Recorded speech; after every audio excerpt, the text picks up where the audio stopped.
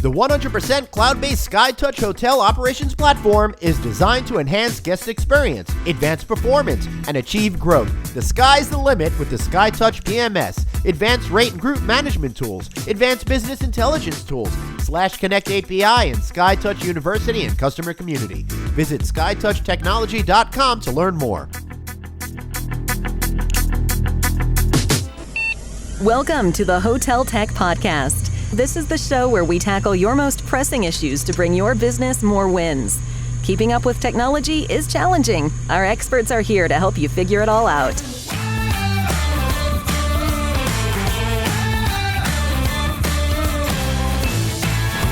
Here's your hosts, Glenn Houseman and Estella Hale. Hey everybody, welcome back to the Hotel Tech Podcast with me, your host, Glenn Houseman. Unfortunately, Estella Hale, the amazing chief evangelist from SHR, is unable to make it because we're recording live from the show floor here at HITEC. And I know she's off making deals, she's off making things happen. I don't know what she's doing, but I got to tell you, she is going to be missing out on a gangbuster of an interview today because I have Mr. Sean O'Neill, who's the travel tech editor with Skift. Sean, how are you, man? Very good, Glenn. Thank you very much for having me on the show. Long-time listener, first-time guest. I really appreciate it. I like that. You made me feel like such a real talk show host. Long time, first time. I love that.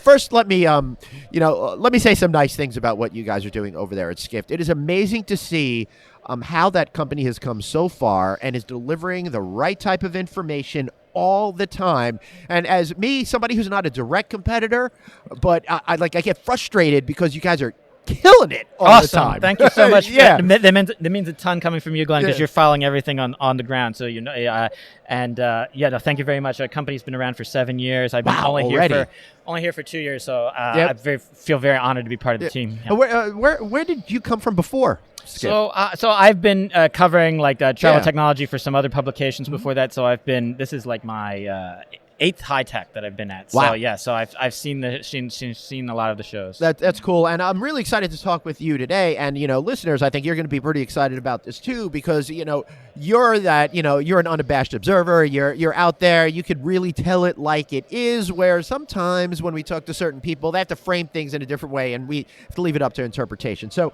what to you resonated most with you so far here in Minneapolis at HITEC 2019? I think there's two themes sort of popped out. Like I've heard the word roll up, and I've heard the phrase private equity a lot. Right. And these aren't new terms. Like for a long time, companies have always been rolling together, meaning taking different companies, different solutions, and putting them together. For a long time, up in waves, private equity comes in, money comes in to try to do things. And what's a little different this time is that there's some different private equity companies like Accel, KKR, and Warburg Pincus, and ones that instead of just, there's like a reputation of private equity, you come in, you buy something, you strip the cost down, you try to flip it a little bit later. And these are companies that are coming in with a strategy to try to grow the businesses. And so I think that's a good sign for hotel tech, just getting some more resources and so more brain power in there. And related to that, in these shows, a lot of times data collection, it comes up on your podcast all the time. It comes up in HITEC gradually. People, they have all this data and they want to make it actionable is a phrase you hear a lot. But one thing that I've been hearing a lot this time is that a lot of the data is not so great. And so you can't make it actionable unless you've cleaned it up. Right. Yeah. I recorded another interview, which I recorded it before, but it'll probably run after, where we had a little bit of that conversation about the importance of keeping that data clean. But it's so difficult to do, and it seems like a Herculean effort to actually make that happen. Yeah, no, I think it totally is. I talked, and this is a problem faced from like the hotel suppliers, it's faced from the tech vendors. So I talked to, you had a guest on your podcast, April Weatherly from Red Lion. And right, that one ran on the No Vacancy show back in April, so be sure to check that one out. Yes, definitely.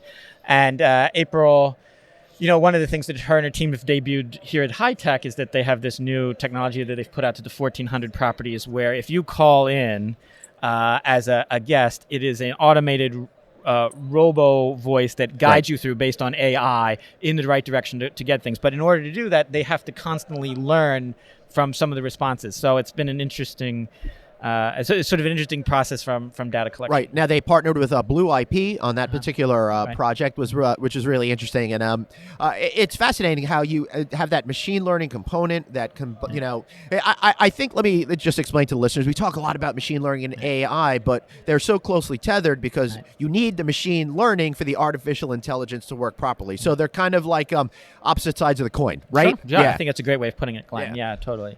I think there was a presentation on the HITEC floor from a company called Mindtree, and they talked about this metaphor. If you think about the problem that you have as like a lawn, if you think if your problem is how you interact with the hotel guest, right? You start, 30 years ago you started with like a steel lawnmower, then you move to like a dual motor one, then you get the little riding one, and so you're solving the problem by this different technology. You keep buying a new technology to solve the same problem, and like AI and machine learning is this moment where why don't we re-engineer the grass so the grass only grows like an inch high? Right. So if you're rethinking some of the options from a different thing, and it requires businesses. It's not just about buying a new technology, but figuring out how it's going to impact operations, because you not only have to get the distribution side, you have to get the marketing side in, and et cetera. And I know Estella isn't here, but SHR, of course, has been debuting their new Force 10 product, which gets into machine learning and takes advantage of a lot of this technology. And I think that's representative of what a lot of companies are doing.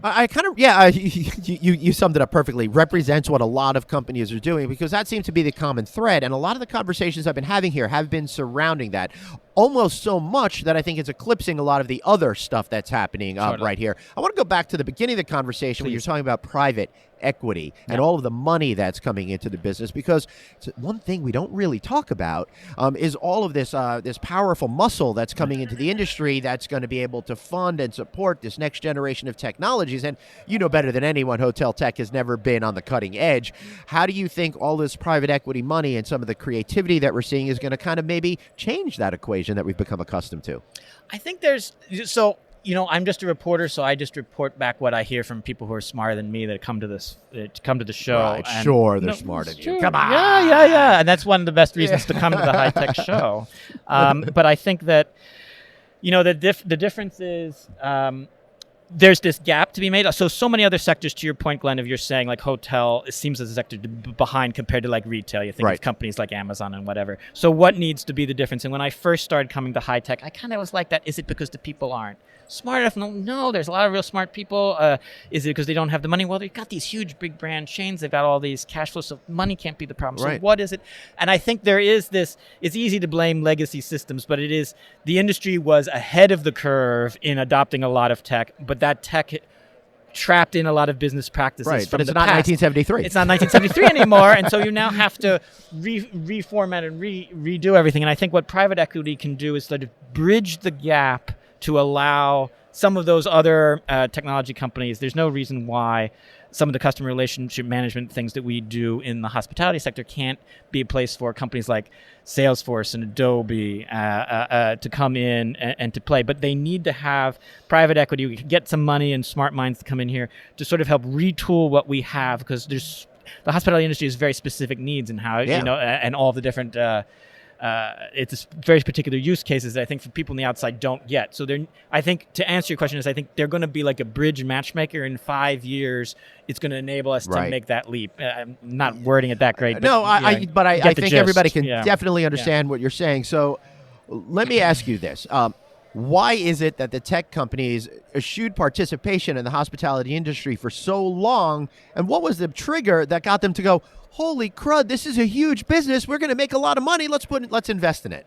I think it's two things. One, so a lot of the data is fragmented in the hospitality industry. So if I call into a hotel to make a reservation through the call center, if I do it through a global distribution system from my travel management company, if I do it when I walk up from the desk, it's possible I'll have records being created in different places in different computer systems. How do they mesh? And the industry, here at HITEC, there's been a real effort from a lot of the professionals here to try to create industry standards. Right. So the idea is that everyone is, if you think about, there was that old Blue Max versus Blu-ray. A lot of people were talking about, getting everyone to be on the same page so that the messaging, they're able to talk to each other. And I think a lot of the external companies were like, we've got all these other industries we can do that are already have agreed on standards. Right. Let's tackle them first, and before hospitality gets its game together.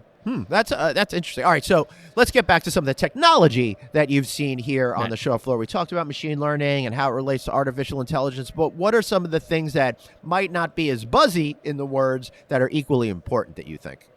Well, I think and this is a little twist on what you're answering. I think one thing I haven't heard a lot from is about accessibility, and bear with me on this point. A hotel company spends so much money getting their buildings, properties up to standard to help people who may not have use of their legs or their arms, or if they're seniors or whatever. But they don't do a great job of explaining that inventory is available. If I want to search across the hotel chain's website, is this room in Anaheim going to have the facilities that I need? Right. A lot of time that information doesn't come out available. If I call in the call center, the person doesn't know. And I feel like the tech, there needs to be an effort to get that ingested into the tech. And there are companies that are out there. I don't see them sort of represented here. I think it's part of the conversation that needs to bubble up, because it's not a minority customer base. Right. And the hotel companies have already made the investment, so they might as well try to get that last mile. Yeah, now in some of the some of the videos and podcasts that I do outside the Hotel Tech podcast, we've been addressing ADA drive-by lawsuits. And what they'll do, and you know this, but for the audiences, what they'll do is they'll go on the website and they won't see the information that you just talked about that's not there. Right. Then they will make the phone call and they'll start asking questions, and people won't be trained properly, or they'll call the hotel and that guy who's got the first day at the front desk doesn't know what to do. And then before you know it, there's a lawyer letter coming in the mail, right?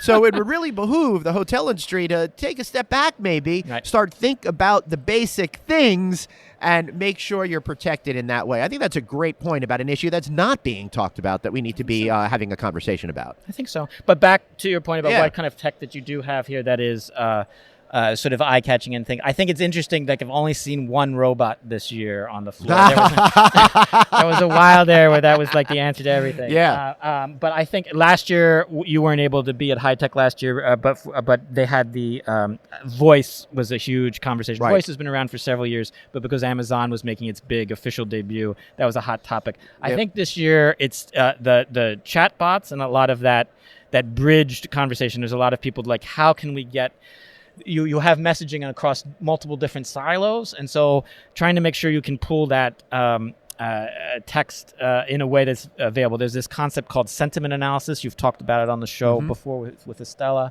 where you can using computers you can get a sense. So if the computer will be able to say, if I'm cursing out on the phone, this robo voice, they'll actually have those buzzwords in. They'll be able to immediately change the call to send them to a real live person who will be able to provide extra care. That's a very valuable tip, because I'm going to try to mess up those systems by being creative with the foul language that I use when I'm pissed off. If I was a teenager, I might just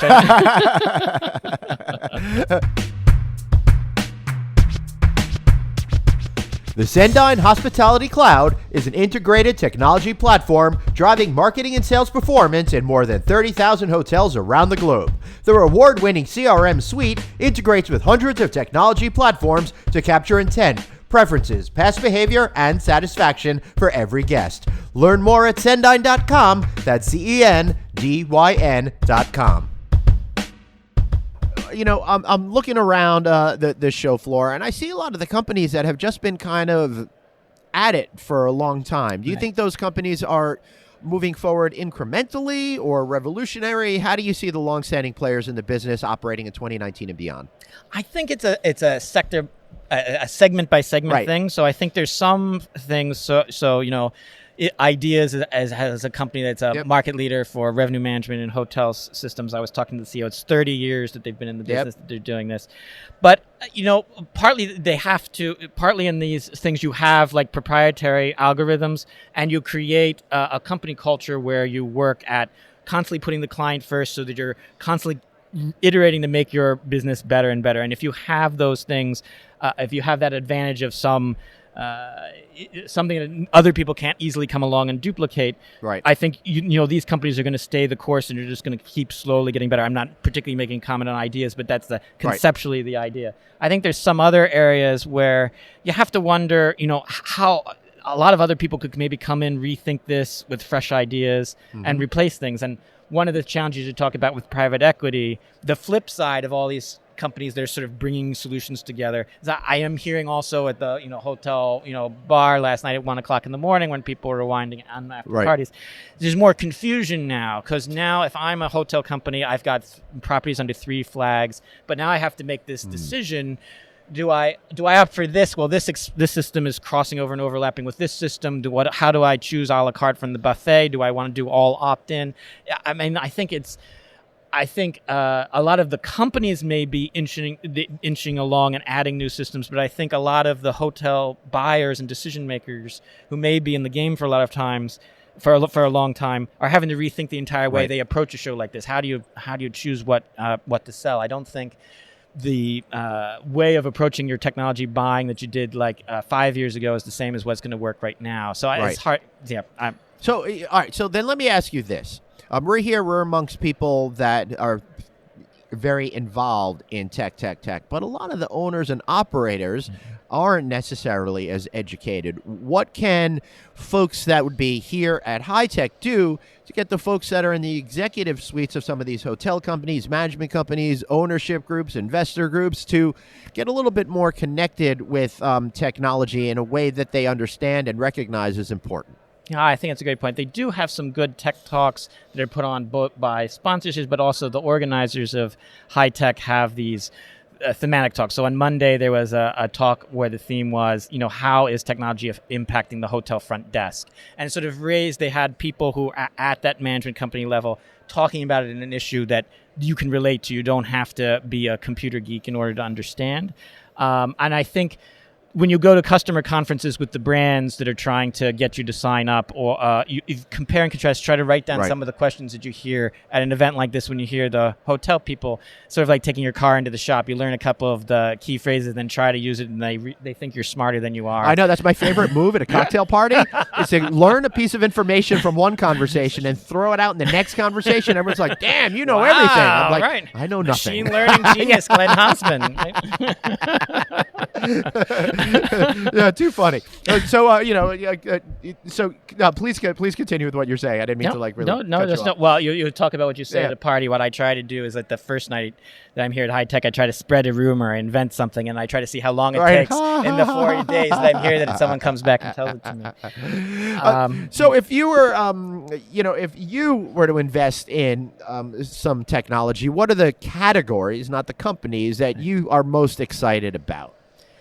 I think there's still a lot of low-hanging fruit when it comes to understanding what your guests are thinking and want. So if you're at a hotel, a lot of your people in your call center, a lot of people at your front desk are hearing things, but the information is not getting logged in a way that you can take action on it. So let's say you own, a couple dozen properties in a particular part of the world.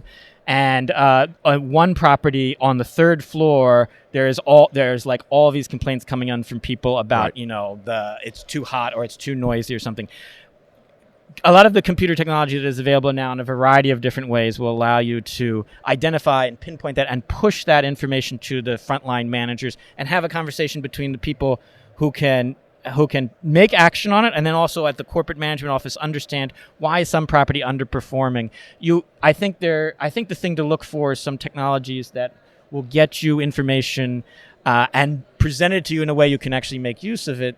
That will move the needle in sort of small ways. The challenge can be is how can you explain the ROI? Because right up front you have to pay a cost. Right. It's not always immediately obvious that because you figured out the alarm problem or the heating problem on that corner 3rd floor that it made it hit on RevPAR. Right. But I think in terms of there is incrementally, you have to think beyond the immediate, some of the immediate metrics to get some of these additional benefits. I think I could relate that in experience that I'm having right now. There's a hotel that I'm staying at here in town. Mm-hmm. That I think is phoning it in because they're in a great location. They're tightly tethered to here, and I think it allows them to rest on their laurels. So there are nitpicky things and a couple of other things that really bothered me. Now, I may or may not remember the hotel, but if I remember the hotel, I'm not going to feel favor with the hotel, and I'm going to choose to stay somewhere else. So it's hard to know with the ROI what business you've lost, right? Yes. But this is an example of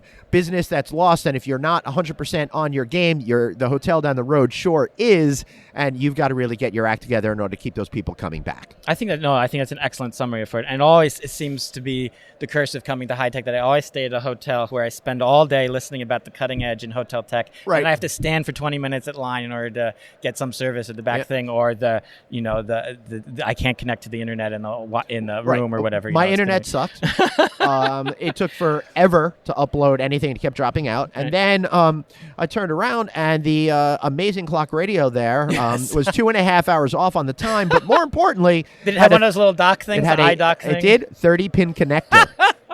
That's my favorite. Right? Yeah. Who has that anymore? When I see something like that, it says to me, you don't care. Right? I do think it's seasoned to don't care, but I also think it's an important lesson too here is that there is an advantage to not being the most early adopter of being a trend. Agreed. Setter, but we're what, 5 years into? On. It's time for them to clean up the act. It sends the wrong message. Right. That's exactly right. It sends the wrong message. It shows it just. And the thing is, the reason why I can nitpick over something like a 30-pin connector is because everyone in this business is so freaking good. Yes. And they do a great job. Right. But it's that last 1 or 2% that really gets you over the finish line. And if you can't do that, you're going to lose out to the folks down your road. So when I complain about something that seems dumb or meaningless, it's because you're all doing a great job, and we have to kick your butt a little bit to move forward. Absolutely, yeah. And it's getting, so sometimes you have, I couldn't have said it better, Glenn. Yeah, thank you. Absolutely. I appreciate that. So, is there any issue here at HITEC that you don't think we've adequately addressed in this conversation so far? No, I think if anyone who's from the organizers are doing it, I would say that I think I like the show floor. As we were saying before we came on, I feel like the energy is very good around meeting. In a couple of other venues, Toronto and some of the other places that they've had in the past, there's been areas that have kind of been dead on the floor. I also like some of the programming. The talks are very good. Yeah. So I think HITEC was really well run this year. So yeah. Excellent. Yep. I love that. And I've been very fortunate to do a lot of great interviews here, so I haven't had a chance to really get out and explore some of those learning sessions, but it's really great to hear that they've done that.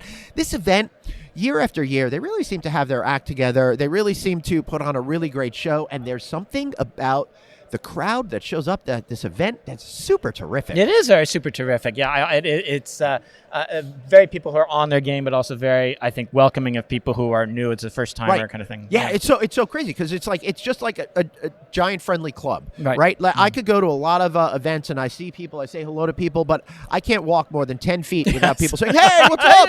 Hey," or me recognizing someone, right? Mm-hmm. It feels much more familial in that kind of sense. So, looking forward, Sean, what advice would you give to people to get their act together to make sure that they don't have to be on the cutting edge, but at least they're on where they should be in technology, and people aren't going to be laughing at them in a couple of years because they have some sort of outdated technology like we've managed to roast that hotel over the coals with? Yeah, I think it's important to have if you're a hotel company or if you're someone who is in some sort of level of seniority, and I assume the people listening to your show are like they're decision makers, they're thinkers, they want to make things better. That's why you're listening, you're getting information, you're soaking it in.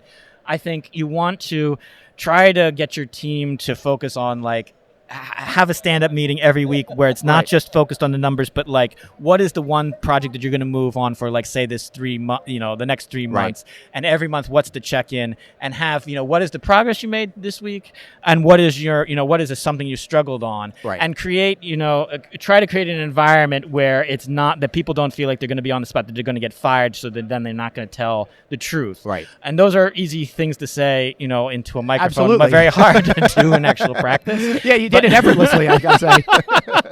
But I think that, obviously, is it going to be machine learning this? Should I need to buy that integration? I think if you're constantly creating the culture, we're moving things forward. Let's take one project that we don't know all the things, we don't know all the answers. We're going to pick this one. Let's move forward to this, and let's make sure every week we're doing it.